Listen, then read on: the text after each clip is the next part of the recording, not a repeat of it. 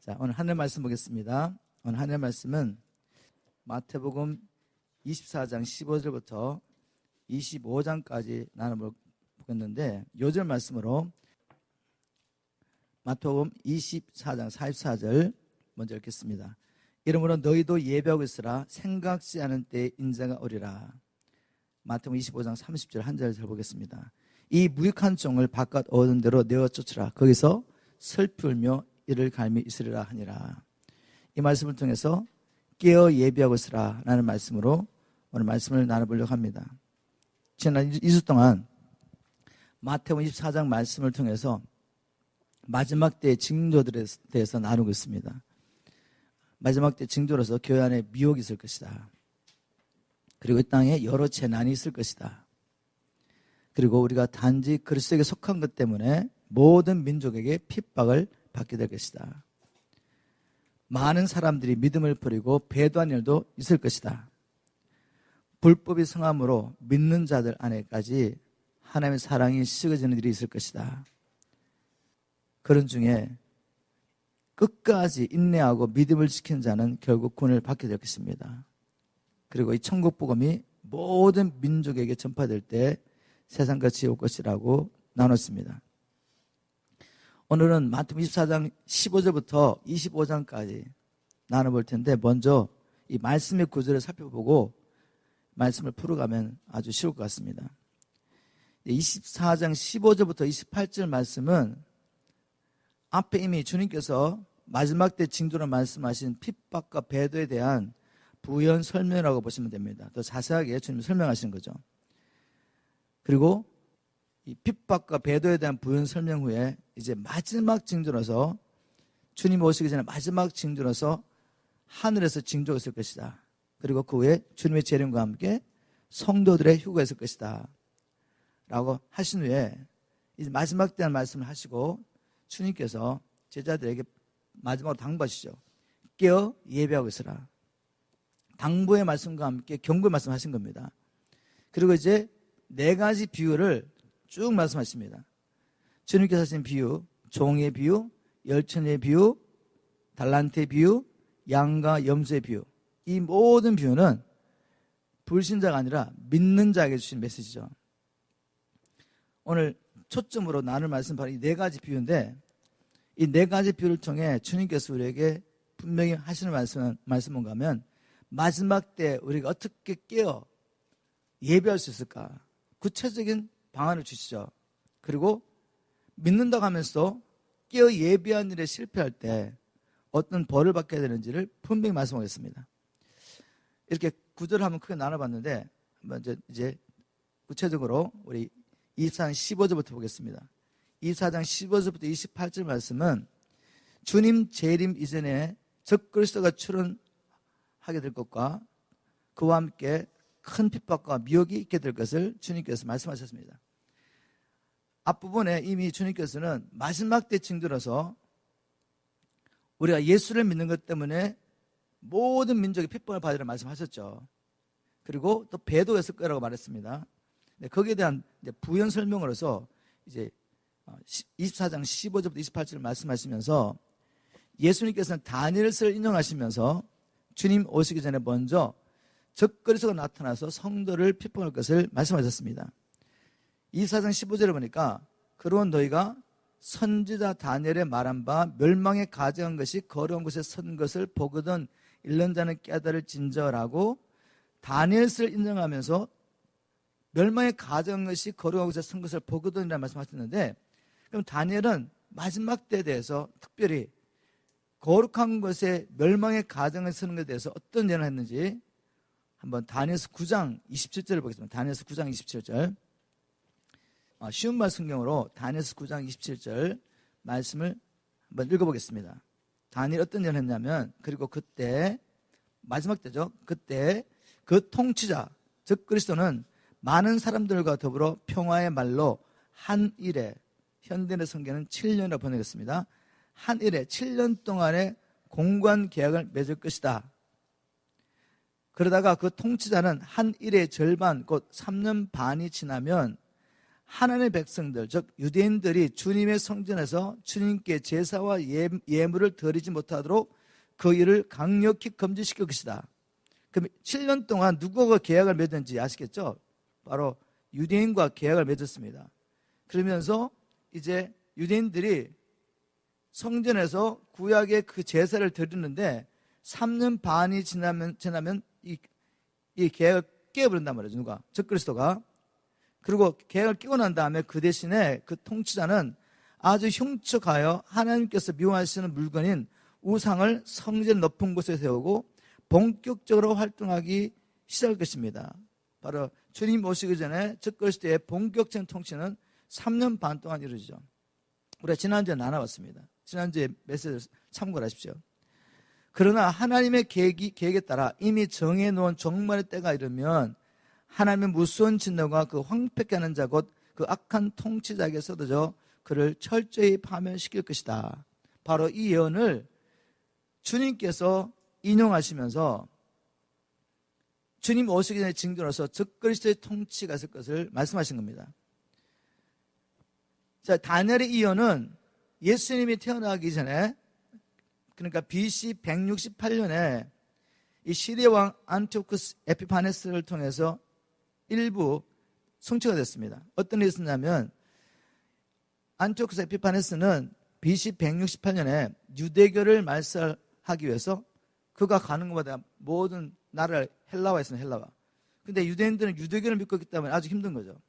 그래서 유대교를 말살시킬 목적으로 예루살렘 성전에 제우스 신상을 세우고 멸망에 가정한 것을 세운 거죠. 제우스 신상을 세우고, 그리고 유대인들이 가장 싫어하는 게 뭔가 하면 부정하게 여기는 게 돼지입니다. 돼지. 돼지를 잡아서 돼지로 제물을 바치는 사건을 일으키게 되죠.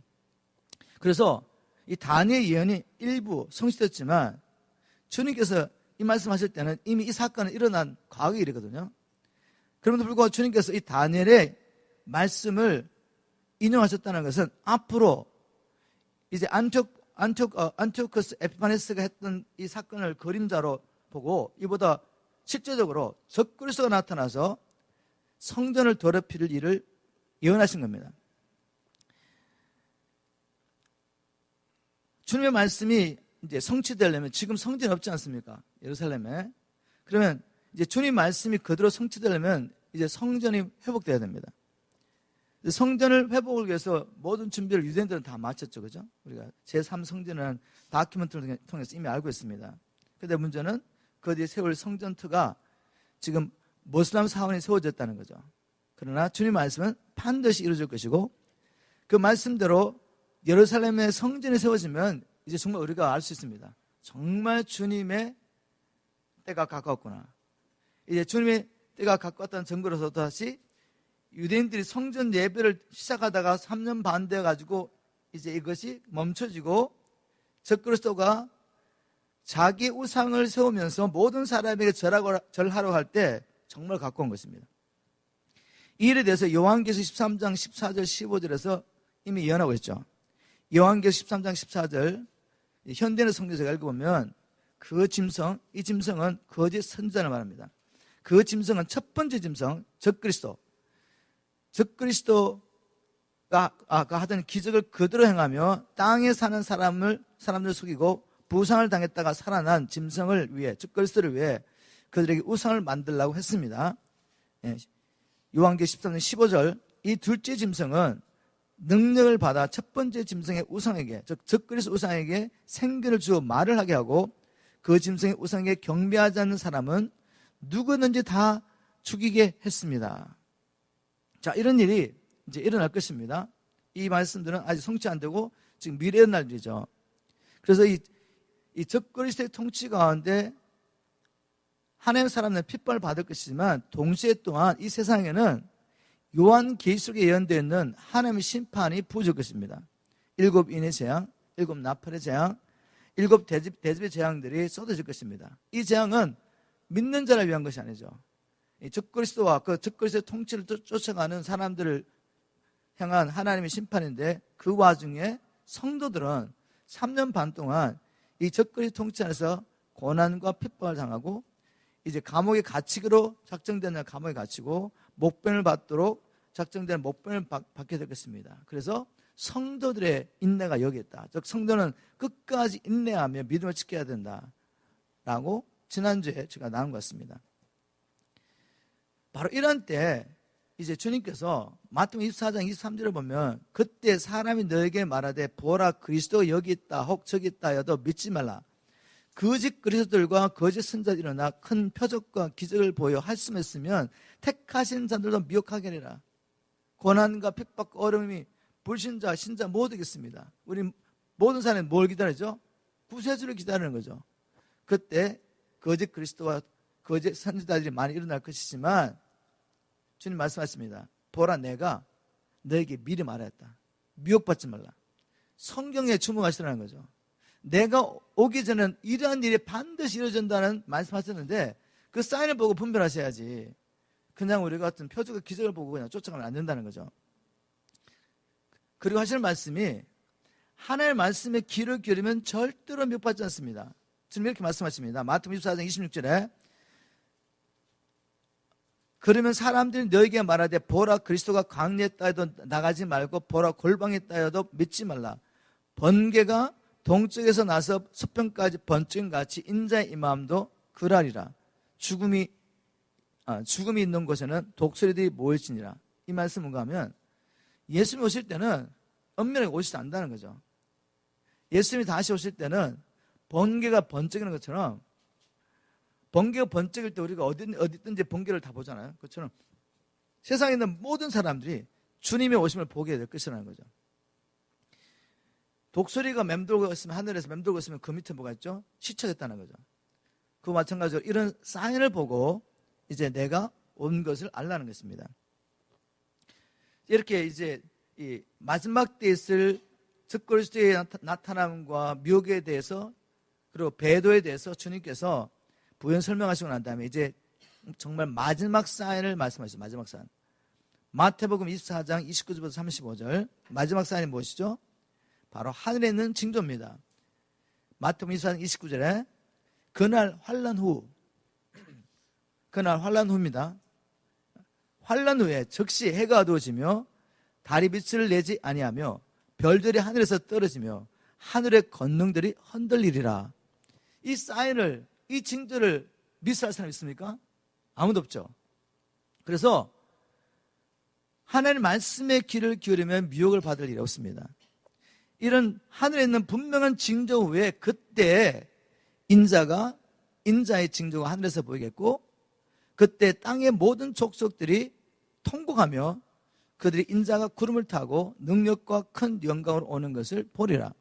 땅에 있는 모든 족속들이 주님의 오심을 보게 됩니다. 그런데 그들이 통곡했다. 통곡. 왜 통곡했을까요?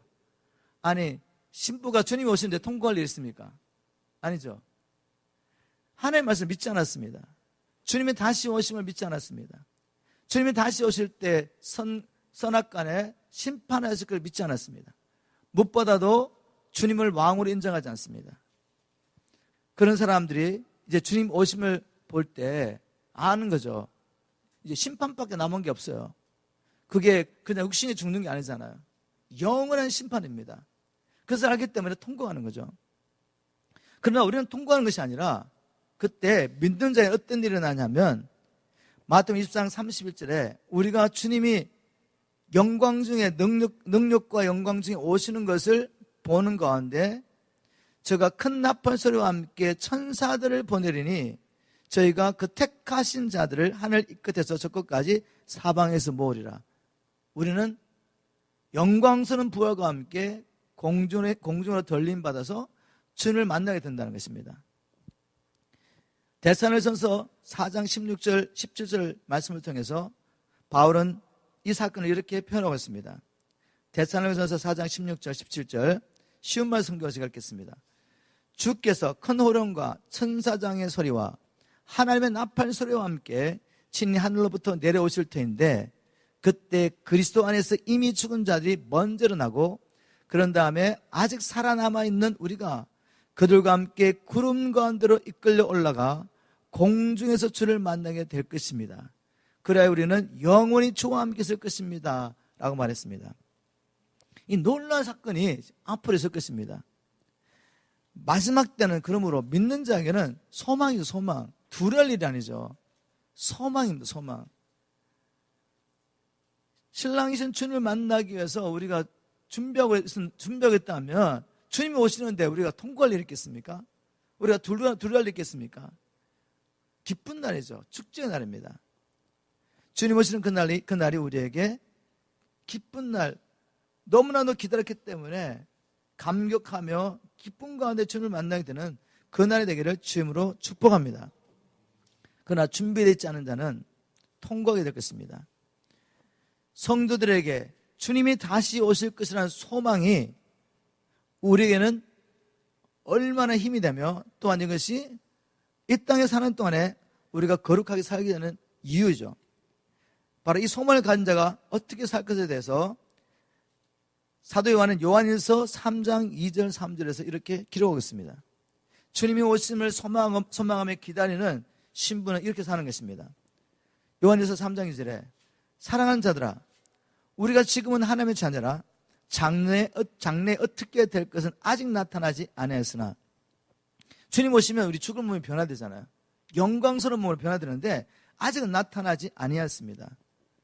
그러나 그가 나타내심이 되면 우리가 그와 같을 줄 아는 것은 주님이 영광스러운 몸으로 부활하신 것처럼 우리도 주님을 영광스러운 그 주님을 만나기 위해서 지금 우리가 이해할 수 없는, 상상도 할 수 없는 그 영광스러운 몸으로 변화될 것입니다. 그가 나타내심이 되면 우리가 그와 같을 줄 아는 것은 그에 계신 그대로 볼 것을 인함이니 주를 향하여 이 소망을 가진 자마다 그의 깨끗하신 것 같이 자기를 깨끗하게 하느니라. 주를 향하여 이 소망을 가진 자마다, 주님 만날 날을 기다리며 기다리는 신부는 자기를 정결케 하는 것입니다. 제 딸이 이제 결혼을 하려고 지금 준비하는데 보니까 정말 열심히 준비하더라고요. 그리고 매일 만나더라고요. 그 형제를. 지금 잠깐 달라스에서 와서 지금 여기 직장 다니고 있는데 매일 점심을 해가지고 찾아가더라고요. 그리고 절대로 다른 남자 생각도 하지 않습니다. 왜? 이제 마음을 정했잖아요. 평생 함께 살 신랑을 만난 겁니다. 그래서 열심히 준비하더라고요. 그걸 보면서 정말 신부는 이렇게 준비하는구나 알게 됐습니다. 저는 평생에 걔가 그렇게 준비하는 거 못 봤거든요. 이제까지 한 번도 데이트를 한 적이 없어요. 걔는 첫 번째 남자를 만나서 결혼하는 거죠. 그걸 보면서 제가 많은 걸 배웠습니다. 우리가 세상과 구분하여 우리를 깨끗하게 하지 않는다면 과연 정말 우리가 주님 만날 소망 가운데 살고 있는지 우리 자신을 한번 지금 시험해보는 게 낫죠. 주님 오셨는데 준비가 안 돼가지고 들어갈 줄 알았는데 못 들어가면 안 되잖아요. 주님의 재림은 반드시 있을 것입니다. 그래서 마태복음 24장 35절에 주님께서 이렇게 말씀하셨죠. 천지는 없어질 것이지만 내 말은 1.1도 없어지지 않을 것이다. 쉬운 말 성경에는 하늘과 땅은 없어질지라도 내가 한 말은 결단코 없어지지 않을 것이다. 주님의 재림은 반드시 있을 것입니다. 주님의 재림이 없으면 하나님의 나라가 이 땅에 이루어지지 않습니다. 하나님이 처음부터 시작한 일이 끝이 나지 않는다는 말이에요. 하나님이 하나님이시라면, 그분이 전능하신 자라면 반드시 자기가 시작한 일을 이루시겠죠. 재림이 없으면 주님의 일이 끝나지 않습니다.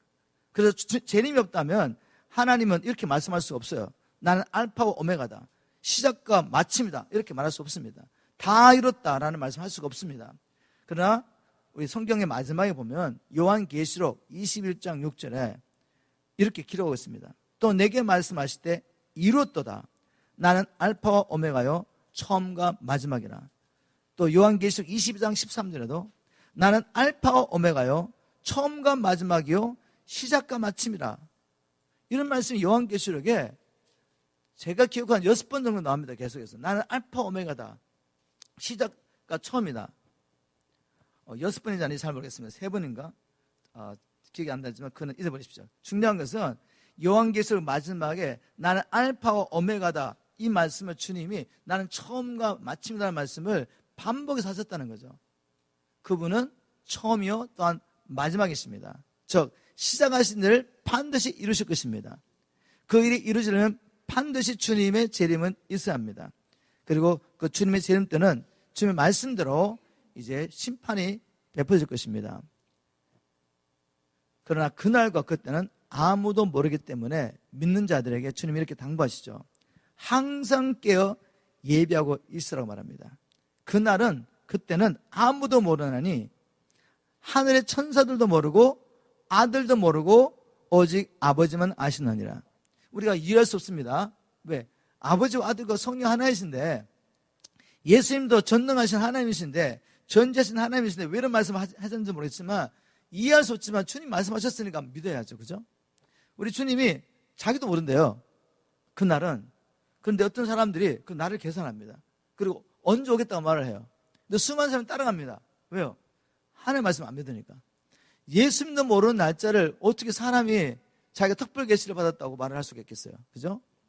어떠한 대타와 어떠한 초자연적인 방법으로 계시를 받았다고 말하면서 날짜를 말한다면 그 사람은 하나님께로부터 온 사람은 아니겠죠. 왜냐하면 예수님도 알지 못하는 날을 우리가 어떻게 알겠습니까? 주님께서 오실 그때, 주님께서는 그때가 노아의 때와 같을 것이라고 말씀하셨습니다. 우리 마태복음 24장 37절부터 39절을 보겠습니다. 노아의 때와 같이 인자의 마음도 그러하리라. 홍수전에 노아가 방주에 들어가던 날까지 사람들이 먹고 마시고 장가들고 시집가고 있으면서 홍수가 나서 저희를 다 멸하기까지 깨닫지 못하였으니 인자의 이 마음도 주님이 다시 재림할 때도 이와 같으리라. 노아가 수십 년 동안 방주를 짓지 않습니까? 그럼 사람들이 질문했지 않겠습니까? 아, 너 방주 왜 짓냐고. 노아가 나가서 직접 복음을 안 전한다 할지라도, 하나님의 심판에서 말하지 않았다 할지라도, 물론 했겠죠. 했을 것인데, 하지 않다 할지라도 그의 삶은 뭡니까? 말하지 않더라도 그의 삶은 지금 하나님의 심판이 온다. 그래서 나는 이 심판을 피하기 위해서 지금 하나님께서 말씀하신 대로 방주를 짓고 있다는 삶을 통해서 계속해서 하나님의 심판을 선포했습니다. 그래서 사람들 믿지 않았어요. 그리고 심판은 그날까지 먹고 마시고 시집가고 장가는 육신의 일과 세상 일에 빠졌다는 말이에요. 주님 말씀하십니다. 내가 올 때도 그럴 것이다. 근데 여러분, 이 말씀은 불신자에 대한 경고가 아니라 믿는다고 말하는 사람들에 대한 경고입니다. 불신자들이야 뭐 하나님 믿지 않는데 심판을 믿겠습니까? 근데 예수를 믿는다고 말하는 사람들조차도 하나님의 말씀을 잘 보지도 않고 마지막 때에서 잘 알지도 못하고 들어도 뭐 나는 구원 받겠지라고 생각하는 거죠. 성경을 통해서 어떤 자가 휴거를 경험하게 되고 어떤 자가 하나님의 심판을 피하게 되는지 주님께서 분명히 말씀하셨는데 전혀 관심을 갖지 않습니다. 그리고 내게 맞는 교리를 그냥 무작정 받아들이고 나는 예수를 믿으니까 심판 받지 않겠지, 이렇게 그냥 생각하는 거죠. 여러분 가운데 그런 분이 없기를 주님은 축복합니다. 만일 우리 삶이 주님이 오심에 대해서 전혀 관심도 없고 또 주님께서 이렇게 깨어 예비하라고 신신당부하시는데 불구하고 전혀 내가 반응을 보이지 않고 있다면 나는 정말 주님을 믿고 있는지를 먼저 확인하셔야 돼요. 참 믿음, 살아있는 믿음 반드시 역사가 있거든요. 반응을 보인단 말이죠. 주님 경고하십니다. 내가 올 때도 다시 올 때도 사람들은 노아 시대 사람들처럼 내 말에 관심도 가지지 않고 심판이 임하는 그날까지 하나님을 믿지 않고 심판도 믿지 않기 때문에 먹고 마시고 시집가고 장사하고 그냥 세상 일과 육신 일에 바쁠 것이다. 그러나 그날은 반드시 오실 것이고 그날이 될 때 준비된 자는 들림을 받고 준비되지 않는 자는 남게 될 것을 주님이 이렇게 말씀하셨습니다. 마태복음 24장 40절 41절.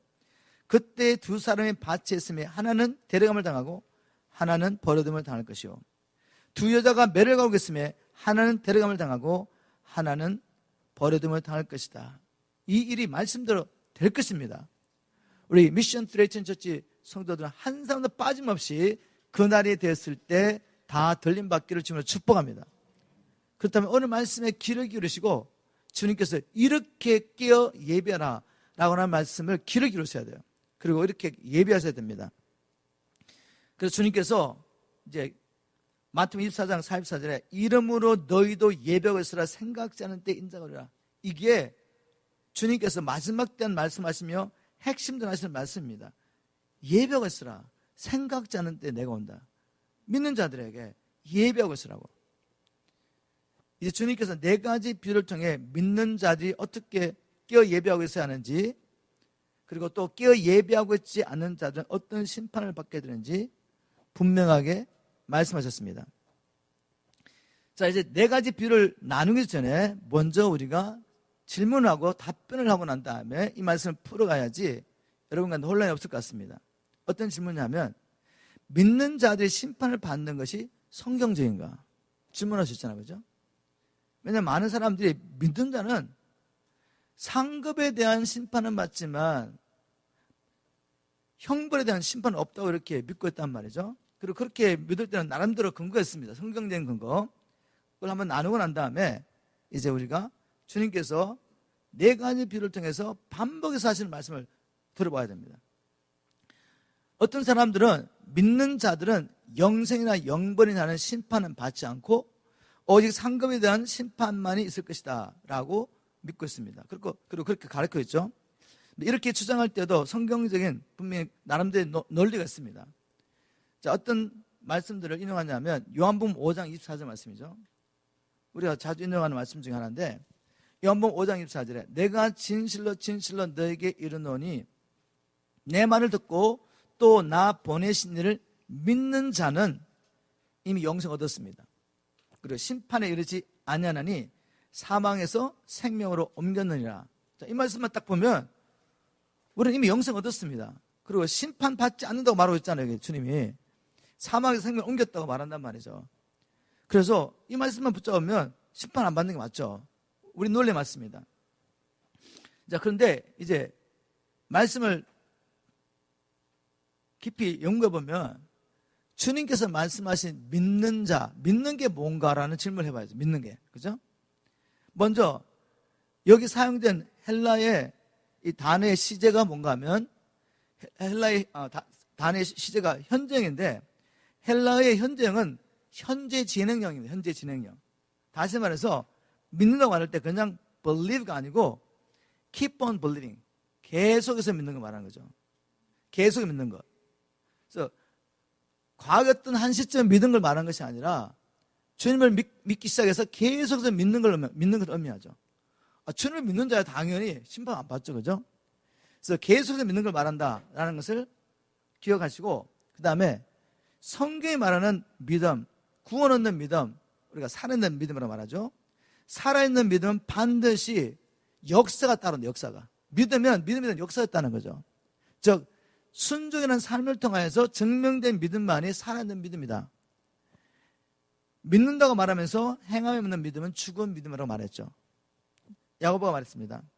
그리고 아브라함 얘기를 하면서 아브라함이 하나님을 믿었다는 증거는 뭔가 하면 그가 믿음으로 말미암아 자기 아들을 하나님의 번제로 드리는 사건, 그 사건을 통해서 그의 믿음을 온전했다고 말하죠. 성경적인 믿음은 반드시 순종이 따릅니다. 그럼 이 말씀을 이제 하나님의 말씀대로 풀어보면 계속해서 믿습니다. Keep on believing이니까 예수님을 계속해서 믿고 그 믿음의 증거가 있다면 당연히 사람이 구원받고 심판을 받지 않죠. 이렇게 우리는 이해하고 있는데, 많은 분들은 이렇게 이 말씀을 풀지 않고 내가 예수님이 나를 위해 죽으시고 부활하신 것을 나는 믿어, 그분이 나의 주님이고 구주야라고 그냥 고백합니다. 근데 그 믿음에 대한 삶을 안 따라도 괜찮아요. 왜냐하면 믿음을 잘못 오해했기 때문에. 믿음을 순종과 반대의 개념으로 생각하고 있습니다. 믿음으로 구원받는 것이기 때문에 내가 순종하는 것, 내가 뭔가를 한다는 것은 그 믿음이 아니야. 예수님이 하신 대로 그냥 믿으면 돼. 이렇게 말할 때 믿음은 그 순종과 반대 개념으로 믿음을 푼 거죠. 그래서 성경적인 믿음은 아닙니다. 주님 말씀하신 믿는 자는 영생 심판을 받지 않는다고 말할 때는 바로 계속해서 믿는 걸 말하고 살아있는 믿음의 증거로서 반드시 순종이 따른 걸 말하는 거죠. 그래야지 그 다음에 주님께서 마태복음 5장 28절, 29절에 이제 모든 사람들이 아들의 음성을 들을 때 오는데 그때 선한 일을 행한 자는 생명의 부활로 악한 일을 행한 자는 심판의 부활로 나오리라. 모든 사람이 부활하지만 이제 두 가지 부활했다는 거죠. 주님과 함께 하나님 나라에서 영원히 살기 위한 부활이 있고, 이제는 하나님의 심판을 받고 영원히 형벌을 받기 위한 부활했는데, 그 기준이 선한 일을 행했느냐, 아버지의 뜻대로 살았느냐라는 말씀하십니다. 그럼에도 불구하고 분명히 이제 교회 안에는 이제 믿는 자는 심판을 받지 않는다는 가르침이 있습니다. 그리고 나름대로 바로 그렇게 풀고 있습니다. 그러나 어떤 사람은 믿는 자들도 심판을 받는다고 믿고 있습니다. 자, 이렇게 믿을 때 성경에 너무 많은 말씀이 그걸 말하고 있다는 거죠. 자, 오늘 제가 나누는 우리 마태복음 24장 마지막부터 25장에 나오는 네 가지 비유에서 주님이 반복해서 반복해서 믿는 자가 받을 심판에서 반복해서 말씀하십니다. 그리고 사도들도 주님과 동일하게 믿는 자가 받을 형벌에 대해서 벌에 대해서 이야기하고 있다는 거죠. 제가 고린도후서 5장 10절 말씀을 현대의 성경을 읽겠습니다. 고린도후서 5장 10절. 지금 바울이 이렇게 말합니다. 고린도 교회 성도들에게 우리는 모두 그리스도의 심판대 앞에 나타나 심판을 받아야 합니다. 지금 자기까지 포함해가지고 우리 모두가 그리스도의 심판대 앞에 나타나서 심판을 받아야 한다고 말합니다. 물론 믿는 자는 심판을 받지 않는다고 믿는 사람들, 이 말씀을 바울이 말한 심판은 형벌에 대한 심판이 아니라 이것은 상급에 대한 심판이다. 그래서 주님을 숭숭되게 섬기지 않은 자는 예수를 믿었기 때문에 형벌은 받지 않고 불과한데 부끄럽게 구원은 받을 것이다. 그러나 주님을 충성되이 따랐던 자들은 이때 상을 받을 것이다 라고 말하면서, 이 그리스도의 심판대 앞에 우리가 서는 심판은 상급에 대한 심판이지 형벌에 대한 심판 아니다, 이렇게 말했는데, 한번 읽어보십시오. 뭐라고 기록되는지. 그 뒤에 바울이 그걸 말하고 있는 건지. 바울이 계속 말합니다. 각 사람은 육체에 머물르는 동안 자기가 행한 일에 따라 선한 일을 한 사람은 상을 받고 악한 일을 한 사람은 벌을 받게 될 것입니다.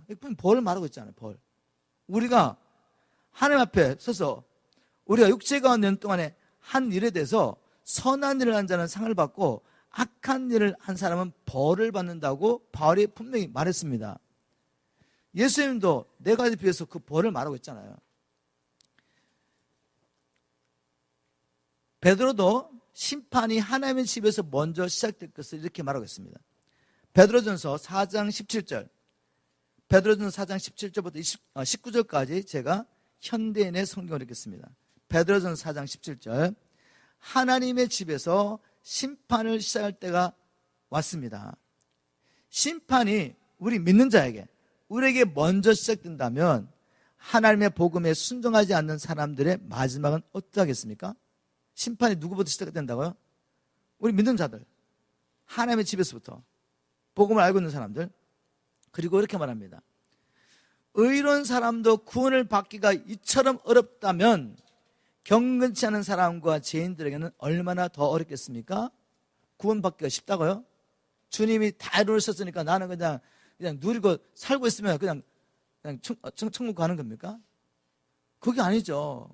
우리 주님도 하나님 나라 들어가기를 힘쓰라고 했습니다. 힘쓰라고. 이건 좁은 길이라고 말하죠.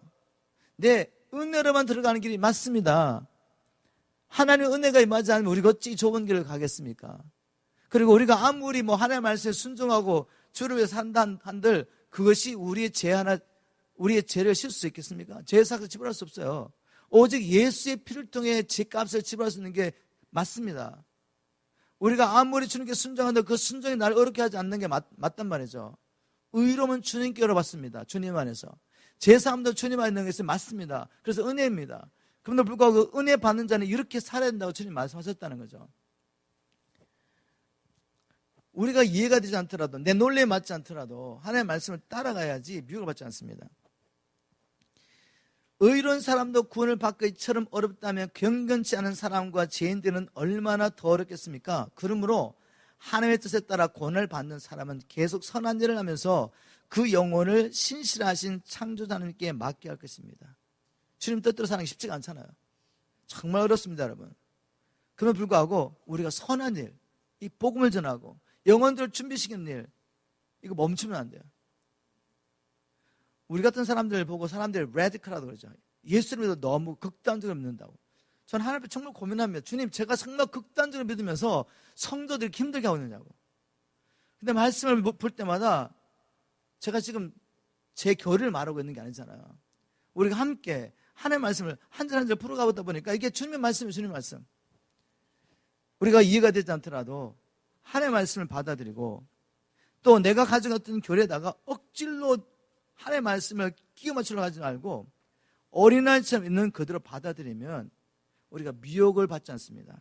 그리고 말씀이 풀어지고 그렇게 살 수 있도록 불가능해 보이지만 믿음으로 노아가 방주를 짓기 시작할 때 뒤를 돌아보니까 수십 년 동안 불가능한 일이 가능하게 된 거죠. 이거 은혜죠, 은혜? 노아 가정의 어떤 지혜와 능력을 한 것이 아니라 주님이 분명히 함께 하셨는데, 그 보이지 않는 주님이 함께 하셨는데 언제 함께 하셨나요?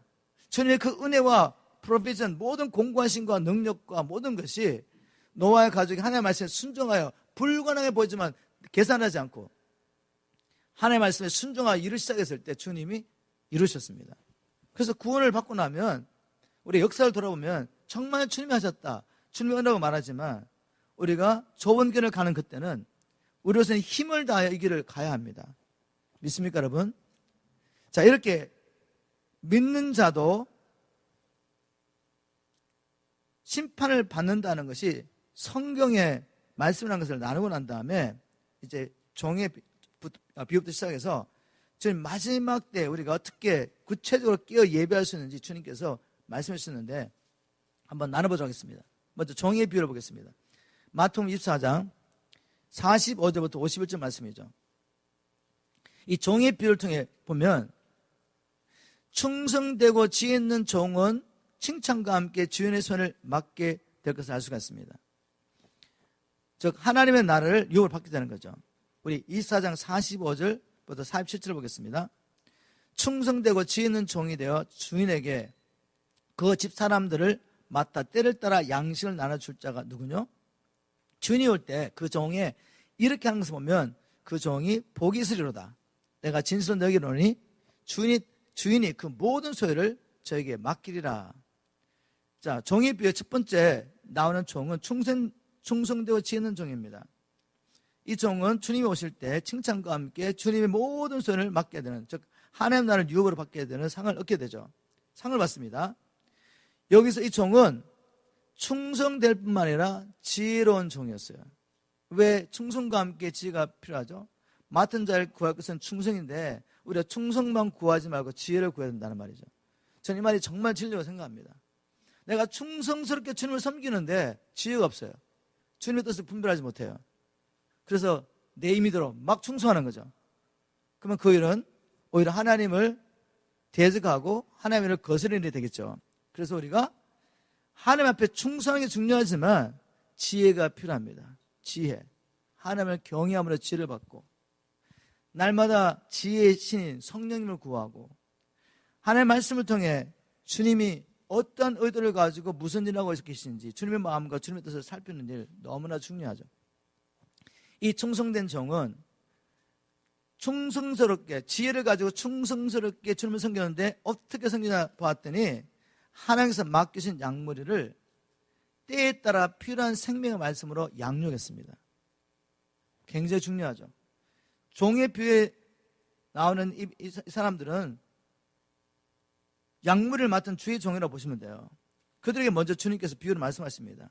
네가 충성되어 이렇게 지혜롭게 충성스럽게 내가 맡긴 영혼들에게 필요한 말씀으로 때를 따라 필요한 생명 말씀으로 먹이고 양육한다면, 그래서 그들을 준비시키는 거죠. 성도들을 준비시키는 것입니다. 마지막 때 주님 만날 수 있도록 그럴 때 칭찬과 상을 받게 될 것을 말씀하십니다. 반면에 악한 종은 심판을 받고 슬프며 이를 가게 될 것을 말씀하셨습니다. 분명히 이 종입니다. 주님의 종입니다. 주께서 영혼들을 맡긴 종이란 말이죠. 그런데 이 종이 지금 심판을 받게 됩니다. 48절에 그러나 만일 그 종이 악한 마음을 품고, 지금 제가 쉬운 말 성경을 읽고 있습니다. 마태복음 24장 48절. 그러나 만일 그 종이 악한 마음을 품고 주인이 돌아올 날이 아직 멀었다고 생각하면서 동료 종들을 때리고 술 친구들과 더불어 술 친구들과 어울려 흥청망청 먹고 마신다면 어느 날 생각지도 않은 때에 집주인이 돌아와서 그 종에게 엄한 벌을 내리고 위선자들과 함께 감옥에 가둘 것이다. 그러면 그 종은 거기서 가슴치며 슬프면서 이뤄갈 것이다. 지금 종이 심판을 받았습니다. 분명히 천국 못 들어갔죠? 감옥에 갇혀가지고 지금 가슴을 치며 슬피 울며 이를 갈고 있습니다. 이런 일이 주의 종이라고 하는 사람들에게 있을 것이라는 거죠. 자, 그러면 이 악한 종은 왜 심판을 받게 되는지를 보셔야죠. 왜 심판을 받게 되냐면 이 악한 종은 주의 종입니다. 주님이 돌아올 날을 기다리지 않습니다. 주님이 돌아올 날이 아직 멀었다고 생각하는 거죠. 주님을 기다리지 않는 종. 신부로서 자격이 없습니다, 사실은. 주님이 돌아올 것을 기다리지 않기 때문에 어떻게 삽니까? 이제 흥청망청 술 친구들과 더불어 어울려서 흥청망청 먹고 마시는 거죠. 그러면서 약물을 먹이긴 하겠습니까? 약물을 먹였다는 말이 없잖아요. 때를 따라 약물에게 필요한 양식을 먹였다는 게 없습니다. 대신 그는 뭘 했냐면 동료 종들을 때렸대요. 동료 종들을. 어떻게 보면 되죠? 교회를 가지고, 외국된 교회를 가지고 정말 복음을 전하는 주의 종들을 막 핍박하는 것입니다. 이단이라고. 그러면서 자기는 방탕하게 살고 있어요. 그런데 자기가 하나님의 종이라고 여기면서 약물을 이끌고 있습니다. 이런 종들은 주님 오실 때 분명히 엄한 벌을 받고 가슴을 치며 슬프며 울며 이를 가게 될 것이라고 주님이 경고를 하십니다. 경고를. 누구에게? 주의 종들에게. 그러면 이 종의 비를 통해 주님이 주시는 메시지는 무엇입니까? 특별히 주의 종들이 어떻게 깨어 예비해야 됩니까? 항상 주님의 오심을 기다려야 됩니다. 주의 종이. 먼저 주의 종이. 주의 종이 기다리지 않는데 그 주의 종에게 맨날 항상 메시지를 듣는 사람들이 기대는 하겠습니까? 주의 종이 깨어가지고 주님의 오심을 알고 준비하고 있지 않다면 이미 깨어난 성도들은 그런 주의 종을 따라갈 수가 없어요.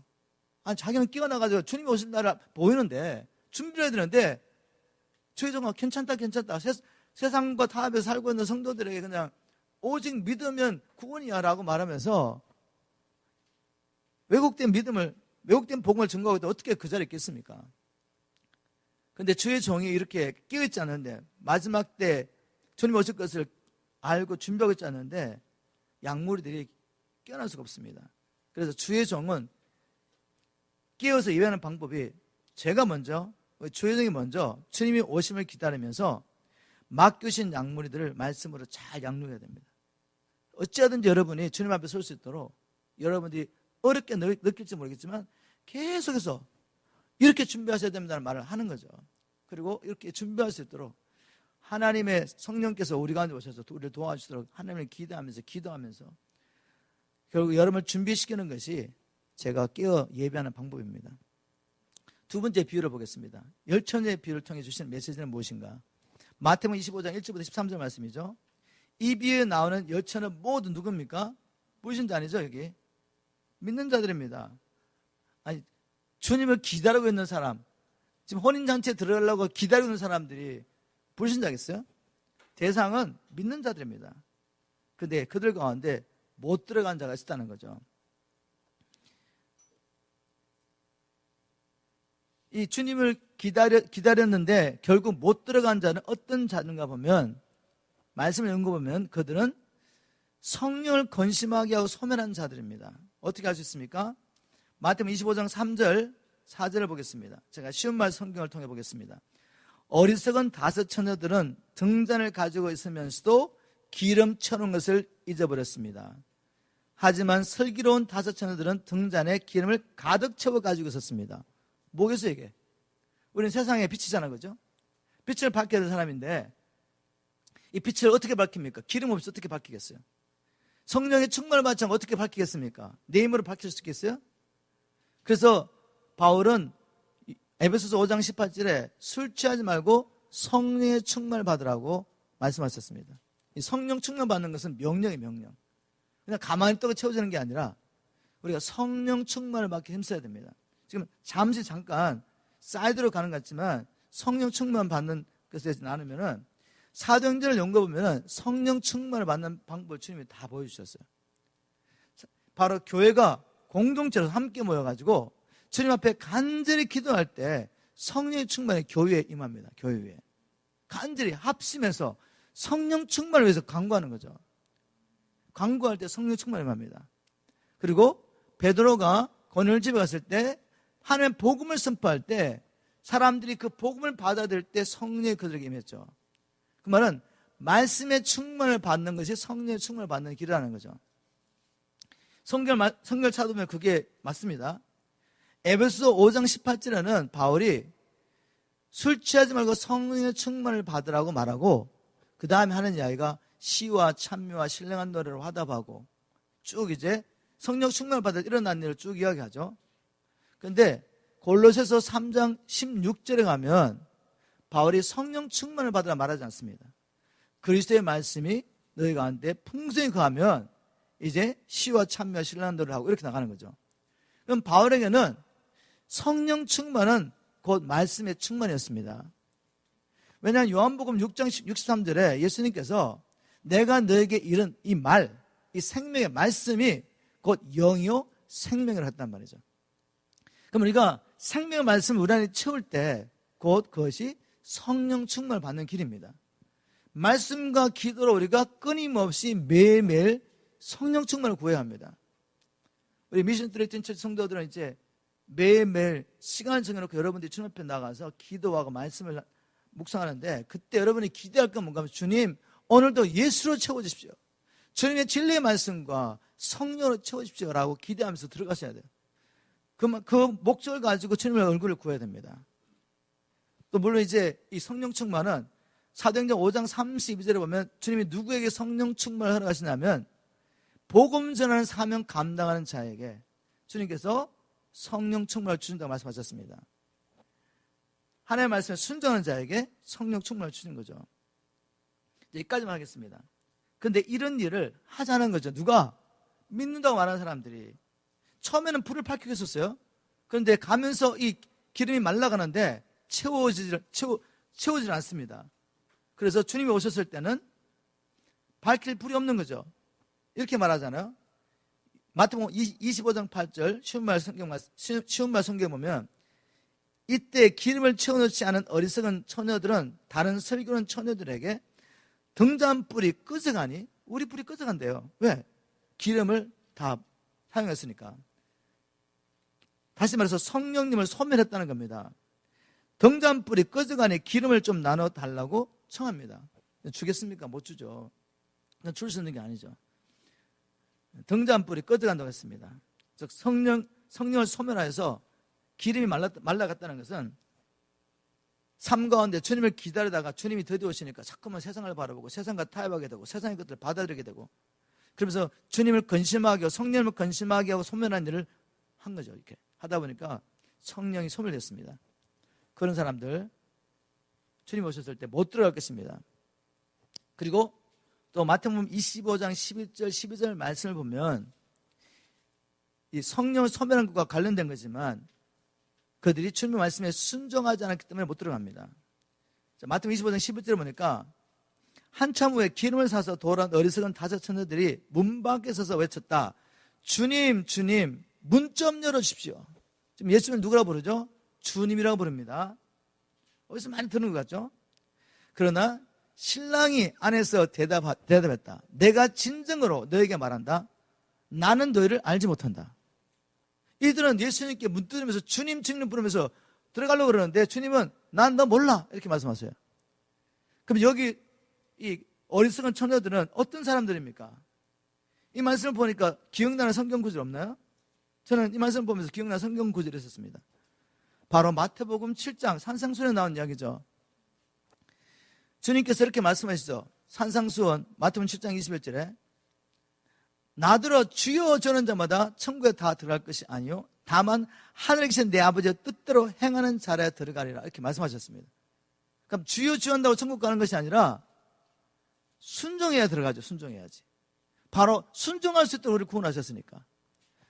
바로 순종하는 하나님 백성 되게 하려고 아들의 빛과 물을 사주시고 성령의 권능을 주시고 예수님의 건설을 주시고 진리의 말씀을 이렇게 주셨습니다. 이 공동체를 주셨습니다. 다 주셨단 말이죠. 그런데 불순종해요. 주여 주하지만 불순종하들은 못 들어갈 것이다 말씀하시면서 이제 이야기합니다. 그때 어떤 사람 와서 이렇게 고백합니다. 주님, 우리가 주님의 이름으로 선지자 노래했습니다. 주님의 이름으로 귀신 쫓아냈습니다. 주님의 이름으로 예언했습니다. 그때 주님이 하신 말씀이 있죠. 야, 너희들 사람들 보기에 많은 역사를 일으켰는지 모르겠지만 너희들은 불법을 행한 자야. 불순종하는 자들이야. 이 불법을 행한 자들아 내 앞에서 떠나가라. 마태복음 7장 산상수훈의 말씀과 마태복음 25장의 어리석은 처녀의 삶을 비유하면은 뭔가 연결되는 부분이 있죠. 바로 이 어리석은 처녀, 문 밖에서 쫓겨난 자들은 불순종한 자들이었습니다. 예수를 주라고 불렀지만 불순종하는 자들, 그들은 결국 하나님 나라에 들어가지 못할 것입니다. 그리고 주님께서 마태복음 25장 13절에 결론적으로 또 이렇게 말씀하시죠. 반복해서 나오는 말씀, 그런즉 깨어있으라. 너희는 그날과 그 시를 알지 못하느니라. 제발 좀 깨어서 예배하겠으라고 말씀하시는 거죠. 그럼 열 처녀의 비유를 통해 주시는 메시지는 무엇입니까? 우리가 어떻게 깨어 예배할 수 있습니까? 늘 성령 충만을 구하셔야 됩니다. 성령 충만하여 이제 순종할 수 있는 삶을 살 수가 있죠. 성령 충만하여 순종한 삶을 살 때 우리가 구체적으로 깨어 예배하게 됩니다. 아멘입니까? 여러분 성령 충만에 구체적으로 깨어서 성령 충만하여 순종한 삶을 사심으로 깨어 예배하시는 여러분 되게 주님을 축복합니다. 달란트 비유. 이 달란트의 비유 나오는 종들 다 누구죠? 믿는 자들이죠. 제가 현대의 성경으로 25장 14절을 읽겠습니다. 마태복음 25장 14절. 또 하늘나라는 여행을 떠나면서 종들을 불러 자기 재산을 맡긴 사람과 같다. 여기 하늘나라 여행을 떠난 주인이 누구죠? 예수님입니다. 예수님 지금 아버지께 가 계시잖아요. 여행 가신 거죠. 이제 그분은 한번 이제 이 땅에 오시면 영원히 땅에 계실 겁니다. 하늘나라 안 가세요, 여러분. 이제 하나님도 보좌를 하늘에서 자기 백성과 함께 하시기 위해서 오실 것입니다. 새하늘과 새 땅이 이루어지고 그곳에서 주님과 하나님과 그리고 성령님과 우리 믿는 모든 자들이 세세토록 다스릴 것입니다. 그분 가셔서 오실 겁니다. 그런데 가셔서 오시기 전에 그 기간 동안에 2000년이 넘는 시간이죠. 종들에게 자기 소유를 다 맡기셨습니다.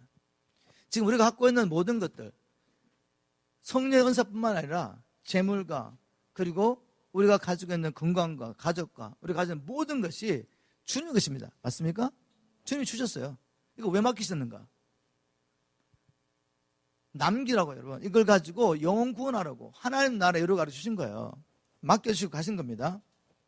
근데 주님 다시 오실 때 두 종류의 종들이 있을 것입니다. 칭찬을 받는 종이 있는가 하면 책망을 받고 벌을 받고 바깥 어두운 곳에 쫓겨난 종이 있습니다. 충성스럽게 일을 하여 배를 남긴 종은 칭찬과 함께 상을 받게 됩니다. 마태복음 25장 21절 23절. 2달란트를 가지고 또 배를 남겨온 종이나 5달란트를 가지고 5달란트를 더 남겨온 종이나 똑같은 칭찬을 받습니다. 칭찬과 상을 받는데 21절. 그 주인이 이르되 잘하였도다 착하고 충성된 종아, 내가 작은 일에 충성하였으며 내가 많은 것을 내게 맡기리니 내 주인의 즐거움에 참여할지어다 하고, 또 2달란트를 가지고 2달란트를 남겨온 종이가 똑같이 주님께서 토시한 한테로 똑같이 말씀하십니다. 그 주인이 이르되 잘하였도다 착하고 충성된 종아, 내가 작은 일에 충성하였으면 내가 많은 것으로 내게 맡기리니 내 주인의 즐거움에 참여할지어다. 중요한 것은 내게 주신 것을 가지고 신실하게 주님을 섬기며 충성하여서 열매 맺는 것이 중요한 것입니다. 반면에 아무것도 남기지 않고 받은 것을 그대로 가지고 온 종, 어떻게 했습니까? 벌을 받았습니다. 어떻게 벌 받았습니까? 25장 30절에 이 무익한 종을 바깥 어두운 데로 내어 쫓으라. 거기서 슬플며 이를 갈미 있으리라. 종이 벌 받습니다. 네, 종이 벌 받습니다. 이해가 안 되더라도 그냥 하나님의 말씀 받아들이세요. 그리고 주님 앞에, 주님 내가 주님 앞에 갔을 때 벌 받는 종 되지 않게 하시고 칭찬과 상을 받는 종 되게 도와주십시오. 그러면 깨어 예배하는 종 되게 도와주십시오. 오늘 말씀을 통해 반복해서 주님께서 하시는 말씀, 주의 종은 주님 오실 것을 바라보면서 늘 생명의 말씀으로 영혼들을 섬기며 그들이 주님 만날 때 준비해주고, 우리로서는 성령 충만하여 날마다 성령 충만을 구하면서 하나님의 말씀에 순종하는 삶을 통해서 우리가 깨어 예배해야 됩니다. 그래서 주님께서 맡기신 걸 가지고 열매를 맺어야죠. 열매를 맺어야지 상과 그리고 그 다음에 칭찬을 받게 됩니다. 그러나 이 무익한 종, 열매를 맺지 못했던 종은 바깥 어두운 곳에 쫓겨나서 슬플며 이를 가게 될 것이라고 말합니다. 자, 그러면 이 무익한 종은 왜, 벌을 받은 이 종은 왜 벌을 받게 됩니까? 성경 말씀을 통해 보니까 첫 번째, 그는 주인에 대한 오해가 너무 많이 있습니다. 주인을 오해하고 있어요. 이 악한 종이 뭐라고 말했습니까? 그런데 마태복음 25장 24절, 그런데 한 달란트 받은 사람은 와서 주인님, 나는 주인님이 아무 수고도 하지 않고 남이 심고 뿌려놓은 것을 거둬들이는 지독한 분이라고 알았습니다. 우리 예수님이 이렇게 지독한 분입니까? 심지 않은 것을 거두고 남이 심은 것을 빼앗아버리는 그런 분이세요? 우리 예수님이 저와 여러분을 얻기 위해서 어떤 대가를 지불하셨는데요? 죄인인 우리를 살리시라고, 원수 마귀에 팔려버린 우리를 살리시라고 자기의 생명, 핏값을 우리를 사셨어요. 자기 생명 주고 사셨는데 주인이 돼서 이렇게 이야기하고 있다는 거죠. 심지 않은 것을 거두고 남이 심은 것을 빼앗아 거둬들이는 지독한 분이라고. 여러분, 주님에 대해서 오해하고 계시면 열매 맺을 수가 없습니다. 주를 섬길 수가 없어요. 주를 섬긴다는 게 불가능하죠. 혹시 여러분 가운데 주님에 대한 오해가 있다면, 주님께서 우리에게 뭔가 하라고 하셨는데 그것이 막 부담스럽고, 왜 주님 이렇게 말씀하시는 거지, 너무 이기적이세요, 주님은 왜 자기밖에 모르셔, 이렇게 생각하고 계시다면 여러분, 주님에 대한 오해입니다. 주님이 우리에게 뭔가를 요구하실 때는 그것이 바로 우리의 생명이고 우리의 행복이기 때문에 하러 가시는 거죠. 우리를 위해서 하러 가시는 겁니다. 주님께 영광 돌리는 그 모든 일은 우리의 생명이 되며 결국 그 주님의 영광에 우리도 함께 참여하게 될 것이기 때문에 주님과 우리가 하나잖아요. 주님께서 하러 가신 일은 우리를 위한 것인 걸 믿으시고 오해를 푸시기를 지금 축복합니다. 이렇게 오해하고 있으니까 아무 쓸모없는 무익한 종이 되는 거죠. 그래서 결국은 쫓겨납니다. 하나님은 우리를 구원하실 때 이제는 남은 생에 자기로 살지 않고 주를 위해서 살라고 구원하십니다. 하나님 우리를 구원하실 때 이제 모든 불법에서 우리를 구원하셔서 선한 일 열심히 내는 친백성으로 살라고 우리를 구원하시죠. 살든지 죽든지 주를 위해서 살라고 우리를 구원하시는데, 여전히 자기로 살면서 주의를 등한시하는 사람들은 주님 아무 쓸모없는 무익한 종이라고 말씀하시며 마지막 때에 바깥 어두운 것에 쫓아버릴 것입니다. 달란트 비를 통해 주시는 메시지는 무엇입니까? 우리가 어떻게 예배해야 됩니까? 주님에 대한 오해를 풀고 대신 주님께서 베푸신 은혜와 사랑이 어떠함을 알아야 합니다.